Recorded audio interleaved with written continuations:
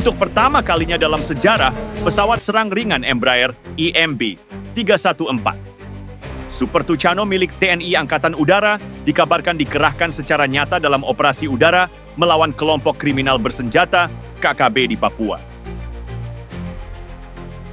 Sebuah video yang viral di media sosial menampilkan dua pesawat berputar-putar di atas wilayah pegunungan, lalu menjatuhkan bom ke arah sebuah markas di distrik Kiwirok, Kabupaten Pegunungan Bintang, Papua.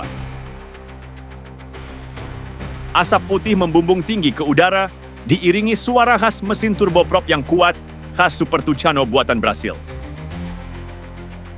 Peristiwa ini dilaporkan terjadi pada 6 Oktober 2025. Dan jika terkonfirmasi benar, ini adalah momen bersejarah. Pertama kalinya Indonesia secara terbuka menggunakan jet serang ringan counter-insurgency, COIN, untuk menghantam target di wilayah konflik Papua. Tapi sebelum kita masuk lebih jauh, ada satu pertanyaan besar. Mengapa TNI memilih Super Tucano untuk operasi di Papua? Mengapa bukan jet tempur F-16 atau Sukhoi yang lebih kuat? Dan apa sebenarnya keunggulan pesawat ini dalam menghadapi perang gerilya seperti di Pegunungan Kiwirok? Mari kita bahas satu persatu. Super Tucano atau Embraer EMB 314 dikenal dengan kode A29 dalam klasifikasi militer. Pesawat ini menggunakan mesin Pratt & Whitney PT-6A68C turboprop dengan tenaga sekitar 1.600 shp. Berbeda dengan jet tempur yang rakus bahan bakar, Super Tucano dirancang efisien dan fleksibel, mampu beroperasi di medan sulit, landasan pendek, bahkan pangkalan darurat. Dengan panjang 11 meter, lebar sayap 11 meter, dan tinggi hampir 4 meter, pesawat ini ringan, gesit, tapi mematikan. Berat kosongnya hanya 3,2 ton, sementara bobot lepas landas maksimum mencapai 5,4 ton, cukup untuk membawa bahan bakar dan muatan senjata yang beragam. Super Tucano dipersenjatai dengan dua senapan mesin kaliber 12,7 mm di sayapnya.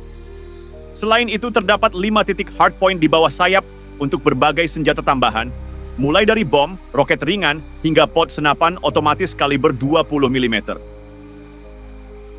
Yang membuatnya istimewa adalah kemampuan presisi. Dengan sistem avionik modern, GPS-ANS, dan Weapon Management System, Super Tucano mampu melaksanakan serangan presisi terhadap target kecil tanpa merusak area luas. Sangat cocok untuk operasi kontra gerilya di pegunungan dan hutan lebat Papua.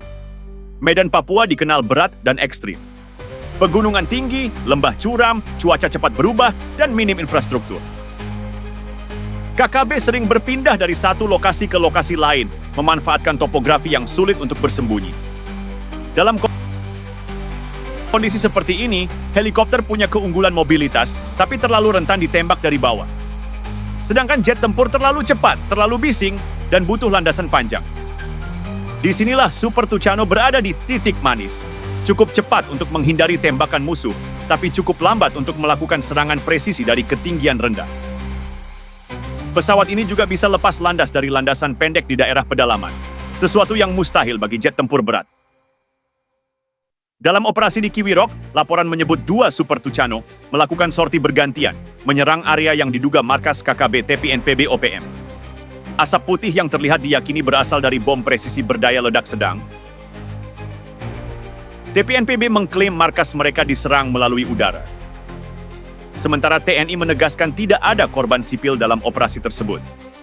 Namun, yang jelas, penggunaan pesawat ini menandai perubahan paradigma operasi udara di Papua.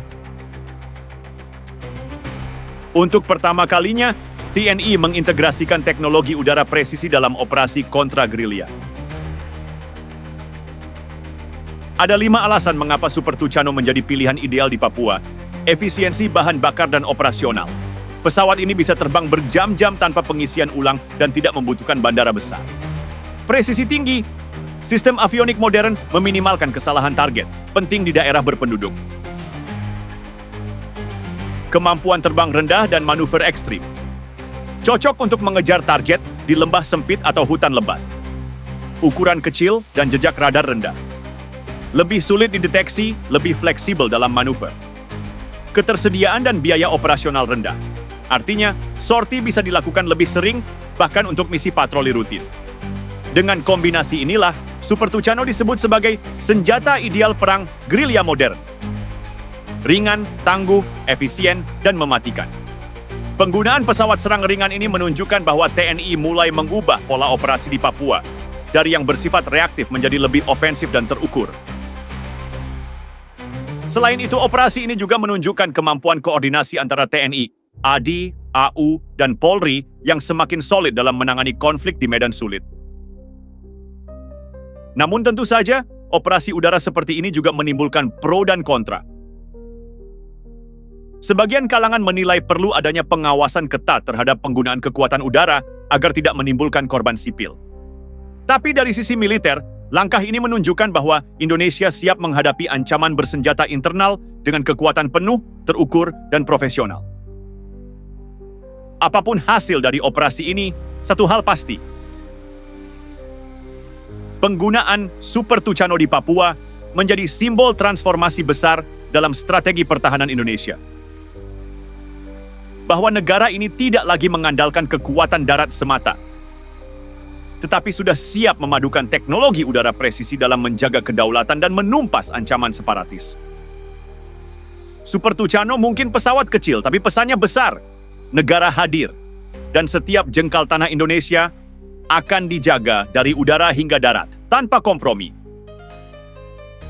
Terus ikuti perkembangan konflik Papua dan analisis militer lainnya hanya di channel ini. Klik subscribe, nyalakan lonceng notifikasi, dan bantu kami terus menyuarakan narasi pertahanan Indonesia. Karena kedaulatan bukan sekadar kata, tapi komitmen.